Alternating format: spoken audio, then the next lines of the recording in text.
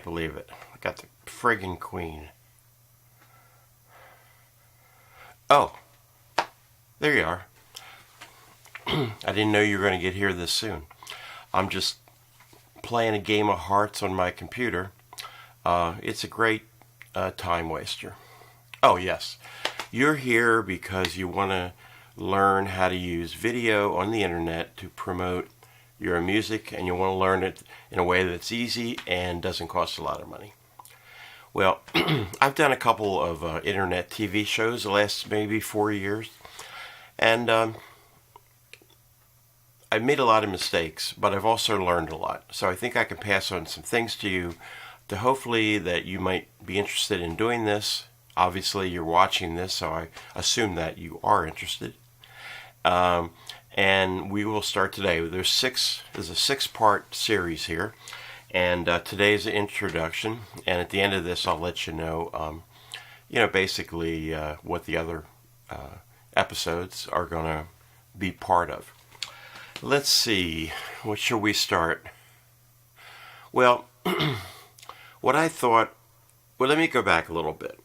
We used to do hard copy press kits.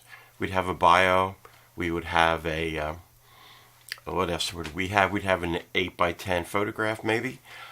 We would have, if we had some press clippings, we might have samples of that. We might have a quote sheet, people that liked our music and said some nice things about us. And, we might have had a cover, which people in radio and stuff hated because it was another piece of paper. But nonetheless, and if we sent out a lot of these things, what happened, of course, is it became expensive. We had to photocopy. I forgot to say, we would have a recording. We'd have a CD. We'd have even a cassette at that time, So it could get kind of expensive to have to do that over and over again. Now, most of us do electronic press kits, or we just send out an email. We'd have a way for our fans, new people, people that book venues, radio station people, to take a look at what we do. And to use video on that is also a new thing. And that's what this thing right here is all about. So I thought before I would start, I thought I would show a video that I made of 2 things that I got off YouTube, which kind of highlights the problem a lot of times with people that do their own videos. So we're going to take a look at that now, and then when we come back, we will get into kind of more of the details. Here we go.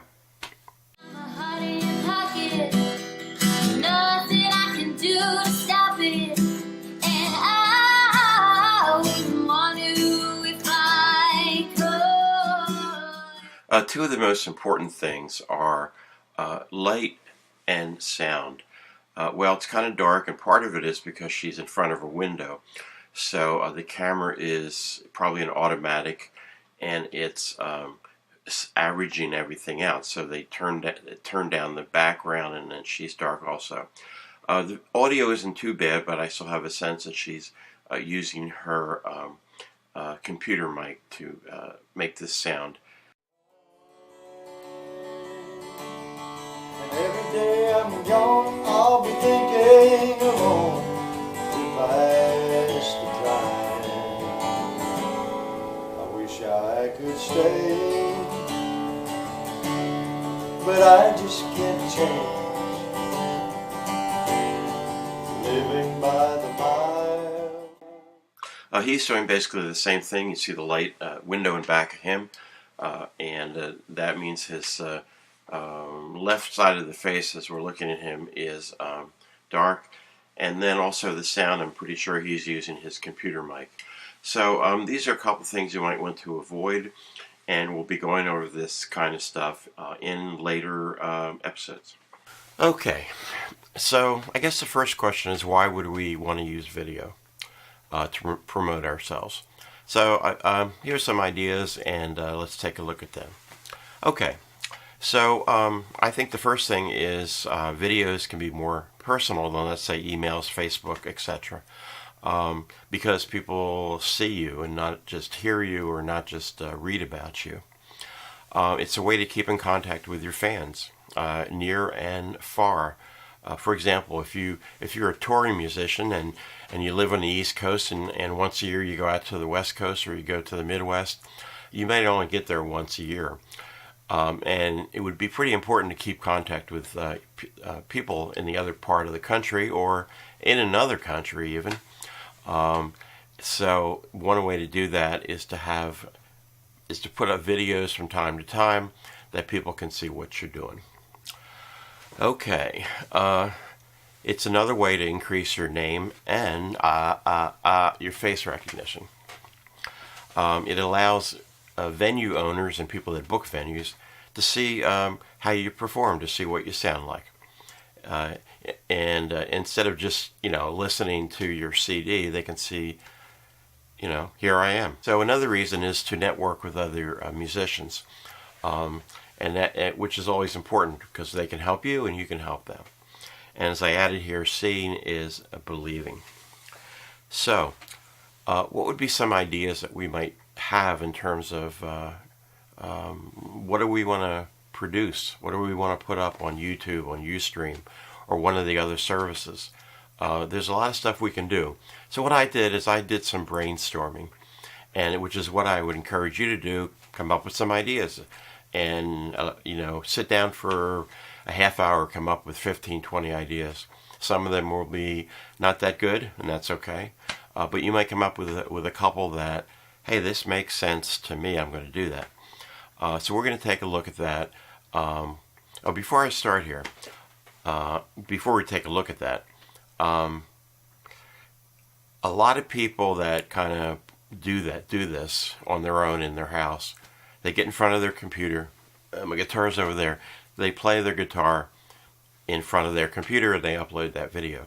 Now, there's nothing wrong with that except that everybody else does that.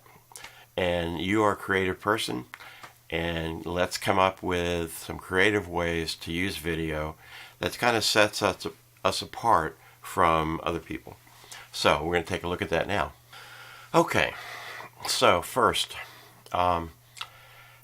this is kind of like sitting in front of your computer and doing a song, but it's a little different. It's a little different slant, I should say. It would be, let's say, a monthly show of a new song.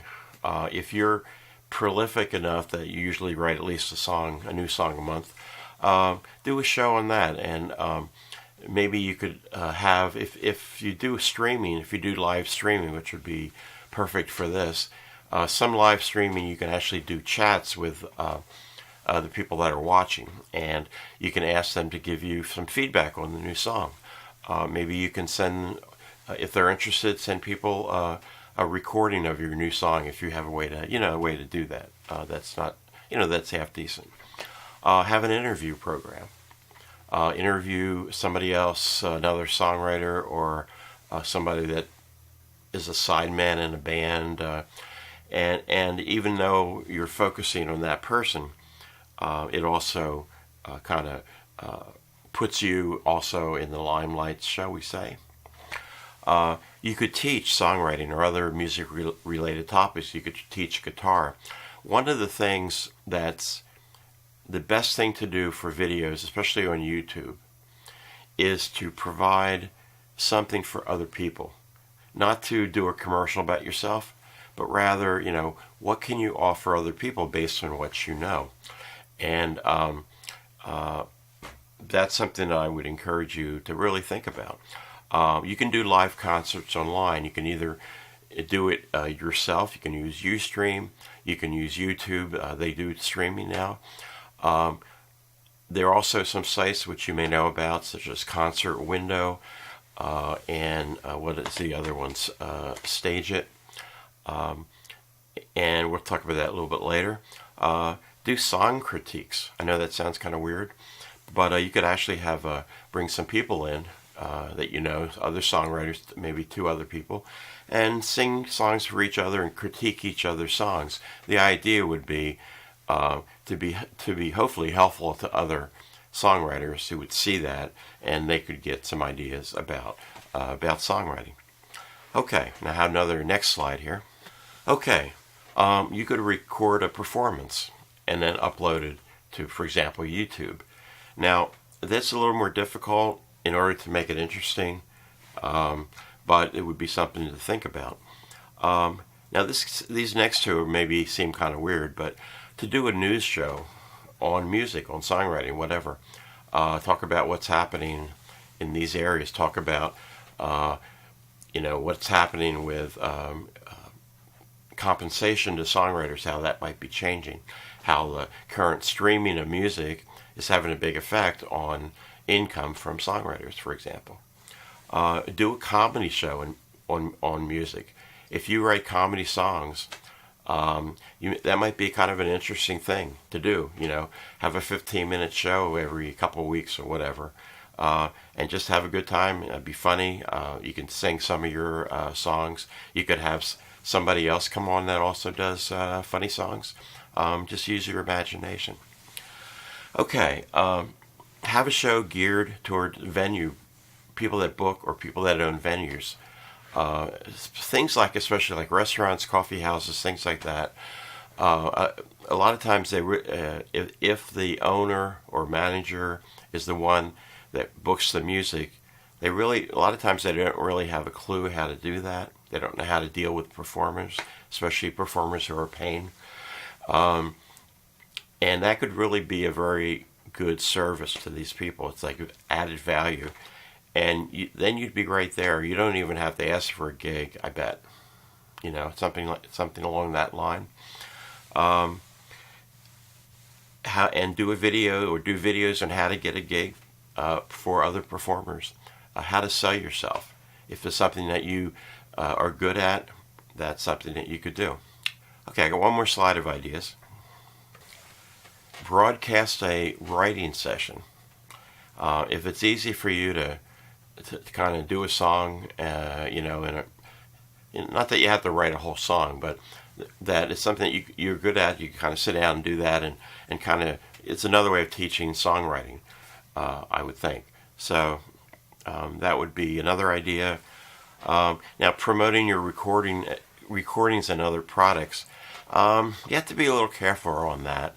It probably is better to try to have people go to your website or go to your Reverb Nation or CD Baby or whatever, rather than using the video as a sales technique, so to speak. Although you could do it. We talked about video press kits previously, and you could either do that with one of those sites such as like Sonic Bids, I guess, or you could do it yourself and make up on your website, have a little what amounts to a video press kit. Do a behind the scenes show. Let's say you have a show coming up. Get a friend of yours to bring a camera or use your camera and just kind of follow you around and then put that together. And that's going to involve a lot of editing, of course, so that's a whole other issue. Using Skype in some way. The program I currently do, which is called the Performing Songwriter, one of the interviews I do every show is someone out of town through Skype. And here's something that people do. For example, they do like workshops, and no reason you can't do it on the internet. A show for kids on how to write songs. That can be pretty cool. So, anyway, those are some ideas, and the main thing is you ought to do the same thing, because you'll come up with other ideas that will apply more to you, things that might be very unique to what your skills are. Okay, I want to talk a little bit about setting some goals for using video and the internet. Think about this. Sit down for a half hour and think about what you want to accomplish by doing this. Come up with one, maybe two goals, and write them down or type them into your computer or whatever. Text them to yourself, I don't know, but write them down, and because this will help you focus. And when you start doing stuff like this, remember those goals and make sure that what you're doing is consistent with that. Otherwise, you'll be all over the place. I want to talk a little bit about the two main ways that you can use video on the internet. You can stream or you can record. And we'll talk about the differences, advantages and disadvantages. Now, streaming is basically you're doing a live show. Although if you have short recordings, if you have, for example, you had a performance and it was videotaped and you want to show one song, as long as it's not too big of a file. But even if you upload, what you're doing, you're either streaming live like I am. Well, I'm not really streaming live, but if I was like this, or if you have a short video that you want to stream, you're not uploading it, you're streaming it. Recording is exactly like what I'm doing now. I'm recording this, and I'm going to edit it, and I'm going to upload it to YouTube. So let's take a look at each of these things, and we're going to start with streaming. Okay, so let's take a look at this. Streaming, probably the best reason to do it is that it's easier than recording video, because basically you push, once you get it all set up, depending what service you're using, you have your camera and microphone set up, you basically push a button and you're streaming live. It's also real time, which I think is more intimate with viewers. It's like if I'm looking at somebody that's streaming something live, wow, he's doing that right now while I'm looking at it. That's psychologically, I think that's kind of cool, and it's a different thing than watching a video that's been recorded. Depending, like for example, Ustream and some of the like Concert Window, I know you can actually chat live with the people. When I say chat, I mean instead of like talking. And I think that's pretty cool. It's a way to do an interactive thing, which you can't do in a recorded video. Okay, I also have here live concerts. If you do live concerts, it's actually live. And again, I think that there's something about doing it live that I think is pretty neat. Now, on the other side, anytime you do streaming live, what you do is what you get. So if you make a mistake, or if you can't think what you're trying to say, whatever, you're kind of, that's what you got. You can't edit it. And you might get disconnected. Every once in a while you get disconnected from on the internet, which is really a drag. Whereas if you recorded it, of course, that's not going to be an issue. So that's a streaming. Now let's take a brief look at recording and uploading. Now, with recording and uploading, the main advantage is you have more control of how the show looks and sounds. You can edit after the show is done, take out parts that you don't like, take out mistakes that you made, and it's like you're in a recording studio. If you're recording something and you make a mistake, you either do the whole thing again, or maybe you just do that section where they can punch that in. And it's kind of the same thing. So you have more control over the outcome. That's I would think is the main thing. On the other hand, editing is time consuming. Now you can get simple video editing programs where you can do a few things, but in terms of what we're talking about, that may be all you really want to do. Time is limited. You want to put a title in, you want to put credits in, you want to take this little part out, this little part because it was a mistake, and that's it. And you can buy some apps for video editing. At least I know on Apple, and I'm sure on Windows, and it doesn't cost much for these little applications, and you can edit it that way. But you still have to learn the editing program, whether it's a small app that costs you $2, or whether it's Final Cut Pro, which is what I use. So you just have to spend a little bit of time on learning what you need to do to make it work. Okay, so with either streaming or recording live, one thing you absolutely have to have is a half decent internet connection. And most people do today. They have cable or they have Verizon with fiber optics or whatever. I don't know if anybody does dial-up anymore. I bet you there's some people. So you want to have, I just want to say, a half decent internet connection. Again, if you have cable or fiber optics or whatever, that's going to be good. Okay, I want to briefly talk about some of the platforms and all this stuff. We're going to get into more detail in future episodes of this thing.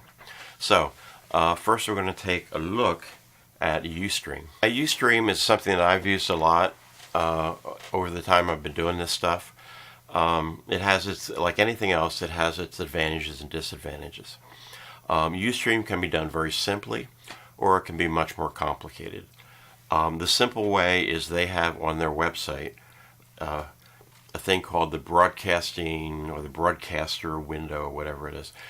You sign up for an account, which is free, and then when you want to broadcast, you go to this, click the tab, and it's like a little box here in it, and you can say, okay, this is my audio source, this is my video source, and pretty much other than that, you press a button and you're streaming. They also have software. They have free software, which allows you to do a lot more, or a number of things more than you could just on their website broadcaster. That software you can upgrade to 2 levels of where you pay money and you can do more stuff. But even the free software, you can do a lot of neat things. And I would think most of you, if you want to use Ustream, that's what you'd want to do. Let's see here. And you can read some of this other stuff. I'm not going to go over it all here. And when you broadcast something, you can have it. You have a Ustream. You'll have a Ustream page, and then you can put that recording as here we go. I made a mistake. Okay. You're streaming. When it's done, you can have it recorded on your Ustream page, and then people can watch it after you're done. Now, the problem with that, they just recently changed their policy where after 30 days, it gets knocked off your page. It used to be you could have 10 gigabytes of videos before that was a problem. Now, you can always still, since you put, it's your video on Ustream, you can download that. And then if you want to put it on YouTube or something like that. The other thing that's kind of a pain with Ustream is every 15 minutes they do like an advertisement, like a video advertisement, like a commercial. So if you're in the middle of singing a song especially, it's kind of a drag. Now if your show is no more than 15 minutes or let's say 12 minutes, you probably will not run into that. Okay, so now we're going to take a look at YouTube. Okay, I'm sure that most of you are pretty familiar with YouTube. You may already have some videos up there. So basically, you can upload recorded videos, or you can stream. Now, I haven't tried to stream on YouTube yet, but I'm going to look into that a little more. It does not have software like Ustream does. So basically, you're talking about, I think, one camera. I think there is a way you can use multiple cameras, but I have a feeling you need to have a hardware for that. I have to check that out more too. But those are things you can do, and the videos at this point stay up forever, as far as I know. I know people have had videos up for years, since it started actually, and let's see. You can do things like monetize your channels, which means if you want to make money from the advertisements that are shown, the reality is you have to have so many hits for that to worth anything. So I'm not sure that's really a great idea anyway. Let's see here. Okay, so the other thing about YouTube, it used to be that you could have 15 minutes, but now it's, as far as I know, it's unlimited. The shows that I upload are normally about an hour long, and I haven't had any problem with that. Okay, and then there are other platforms, so let's just briefly take a look at some of the other ones that I found. Okay, there's a thing called live stream, there's a thing called Daily Motion, and before we talked about the live internet concert sites, Concert Window, and Stage It, and it might be some others, I'm not sure. And on these sites, you can set a price if you want to for a ticket. I know on Concert Window, I think you have to at least have $1, and then people can also give you tips, and you share that money. I think at least in Concert Window, if I remember looking at it, it's like 25% goes to them, and you get the rest of it. But it's kind of cool because they have the whole thing set up for you. And I know you can also chat with people that are watching. Anyway, so that kind of ends the introduction to this whole thing. But I want to let you know what the other five sections of this tutorial series, I guess you'd say, is. And I'm going to try to get them up every 2 to 3 weeks.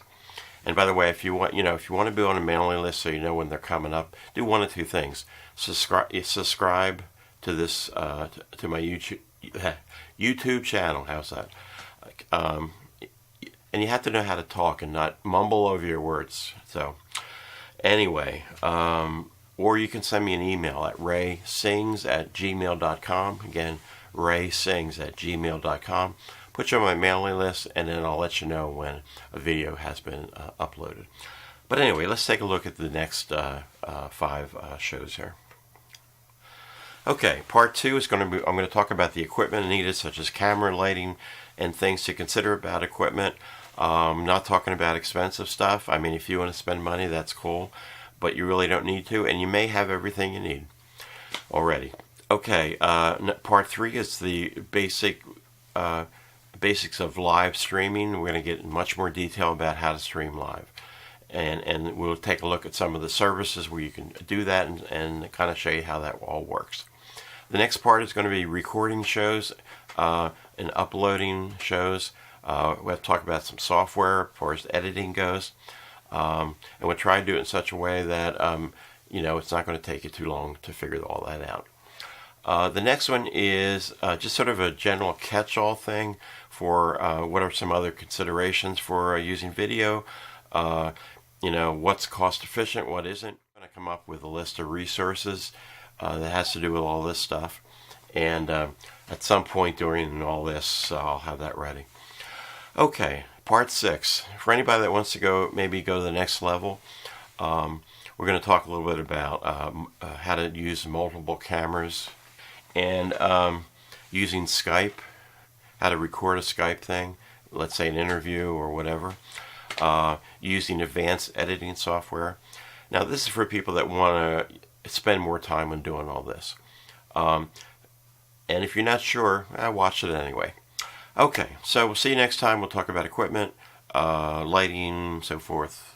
Till then.